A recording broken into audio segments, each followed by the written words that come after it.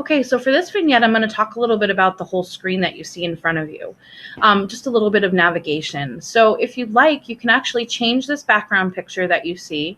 Google has a bunch of themes that you can choose from, or you can put your own picture in and reformat it so that it fits the screen for whatever applicable class you have. It's just a cool little feature. So if you wanted to change it to this, you just simply click on the theme and then select class theme. Or you can upload a photo that you have saved. You can drag it into the photo and then it will set it up accordingly. So that's just something neat to change the format of the screen.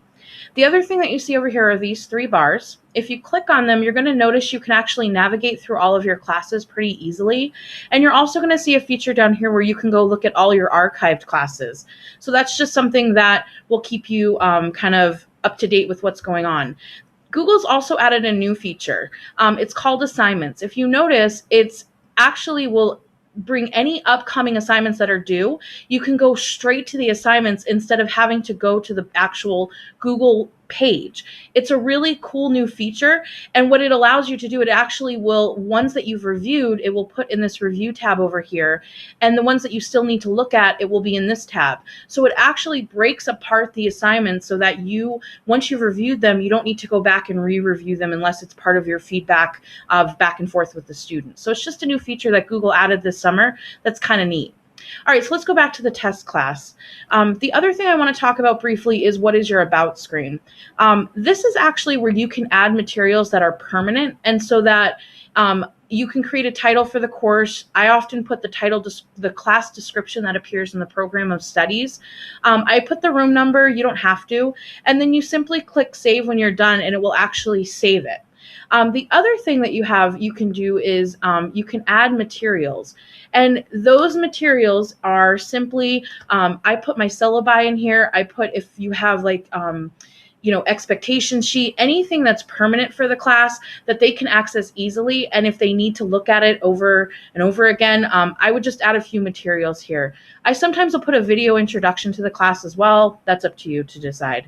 The other cool feature about your About page is you can actually invite teachers. In this case, you can invite special education teachers, you can invite paraprofessionals. If you teach it with the same subject area as another teacher and you want to share materials, this is a way for you to do that. So you could combine a class. That's up to you, but it is a new feature Google added back in May, and it's pretty cool. So I would encourage you to take advantage of it. So if we go back to our stream page, anything that you need to access regards to, taking a look at, if you forget how to do something, Google has this really cool feature that's always up, and it's Start Tour, and it will take you through everything that I'm talking about. So if you feel like this is overwhelming, you're not sure what to do, feel free to take that tour and it will help you out. So this vignette was really short, but I just wanted to give you a sense of how to set up your page.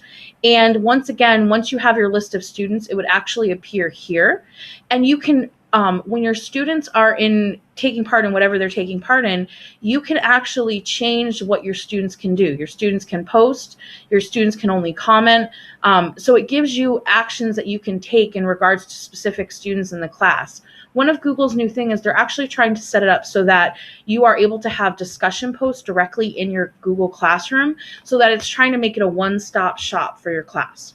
All right, so that's the second vignette. I hope it helped you out. The next one, I'm going to talk about a little bit about the new interface and how to upload or create an assignment or an announcement. Once again, if you have any questions from this session, don't hesitate to send me an email or come down and ask.